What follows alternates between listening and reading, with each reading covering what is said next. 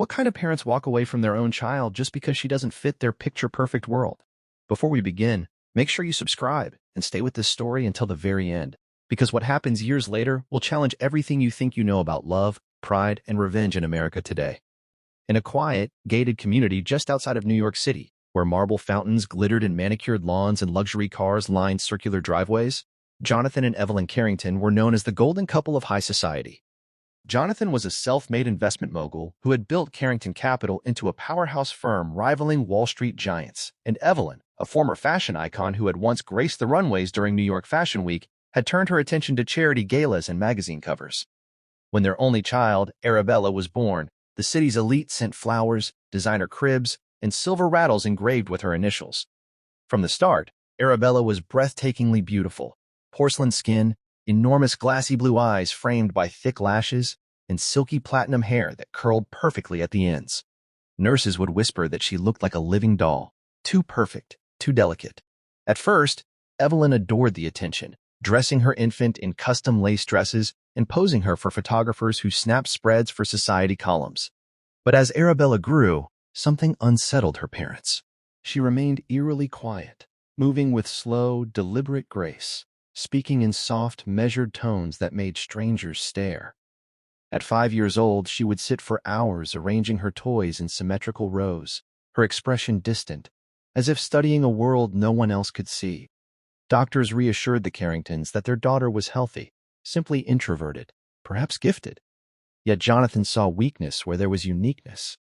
He had clawed his way from poverty in rural Ohio to Manhattan's elite. He believed survival demanded charisma, dominance, perfection of a different kind. Arabella's doll-like stillness embarrassed him at corporate events. When partners visited their penthouse overlooking Central Park, Arabella would greet them with an unnerving, unwavering gaze, offering polite but sparse words before retreating into silence. Rumors began. Some whispered she was strange. Others said she was brilliant. Evelyn, obsessed with appearances, grew anxious.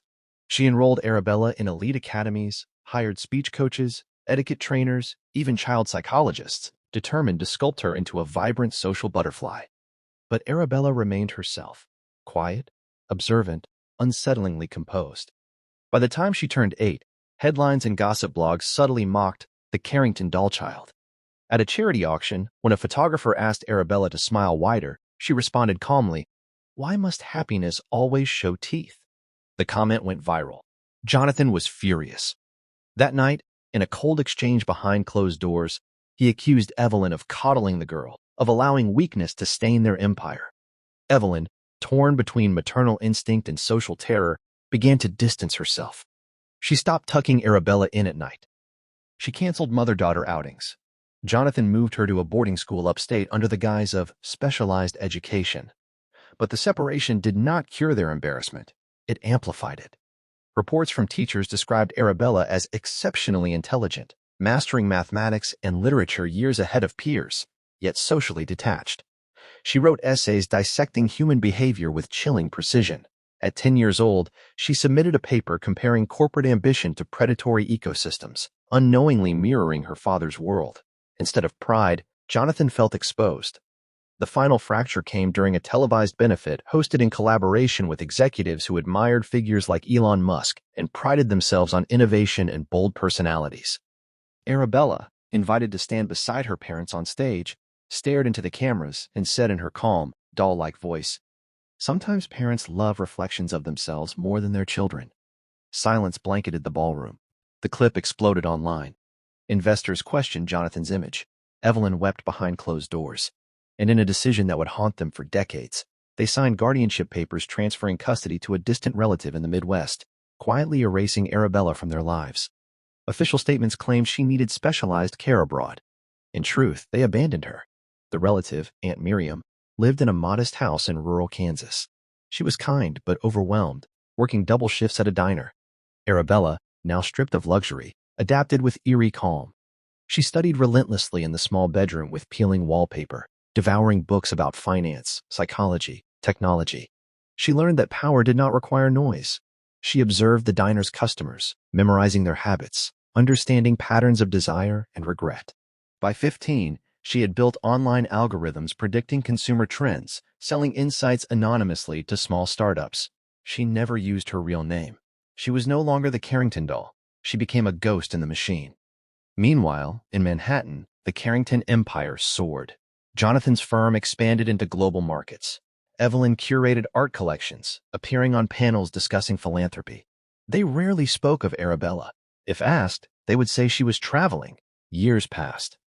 Arabella earned a scholarship to a prestigious university under an assumed surname. Professors were stunned by her mind. She dissected economic collapses, predicted shifts before they happened. Quietly, she began investing the modest profits from her algorithms into volatile stocks, using insights gleaned from observing patterns others ignored. When a tech bubble trembled, she shorted at precisely the right moment, multiplying her capital overnight. By 25, she controlled a discreet investment fund registered under layers of shell companies. No glossy magazine photographed her. No gala invited her. She preferred it that way. Then came the twist. No one anticipated. Jonathan Carrington made a catastrophic miscalculation. Overconfident, he poured billions into a risky venture tied to speculative tech infrastructure. When regulatory changes swept through Washington, the investment crumbled. Headlines compared the fall to historic collapses. Shareholders panicked. Lawsuits loomed. The empire Jonathan built teetered on the edge, and in the shadows, an anonymous investor began buying massive portions of Carrington Capital's distressed shares. The financial press buzzed about a mysterious entity consolidating control. Jonathan, desperate, sought meetings, but the buyer remained hidden behind attorneys. Weeks later, he and Evelyn received a formal invitation to a private negotiation at their own headquarters in Manhattan. They assumed it was a final attempt to salvage control.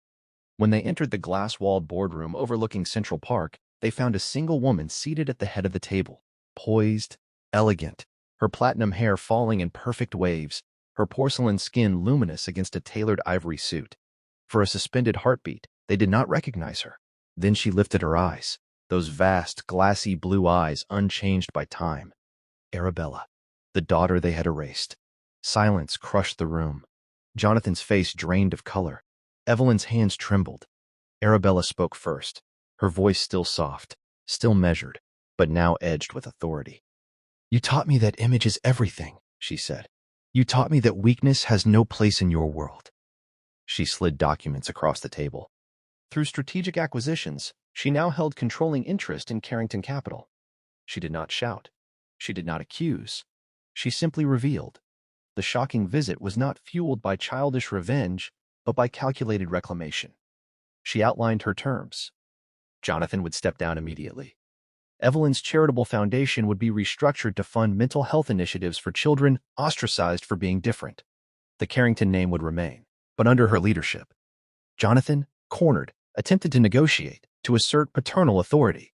Arabella tilted her head slightly, that familiar doll-like motion that once embarrassed him. "You abandoned me for being myself," she said, "and I learned to survive without you." Tears streaked Evelyn's carefully made-up face as realization dawned. The very traits they had despised, her stillness, her observation, her refusal to perform, had forged an intellect sharper than any rival. The board voted. Control transferred.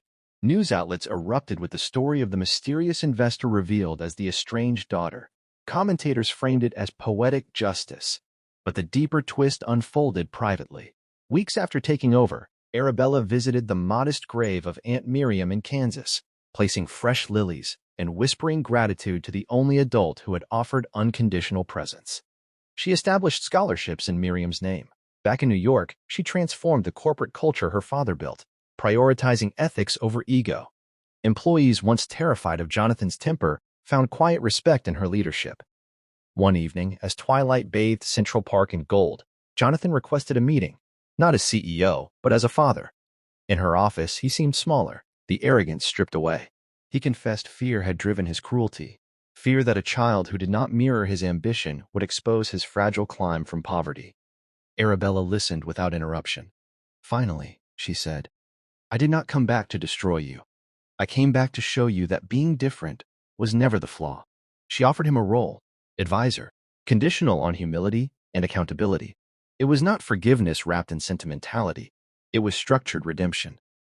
Evelyn, seeking her own path to atonement, began volunteering personally in the programs Arabella funded, sitting with children who struggled to fit societal molds.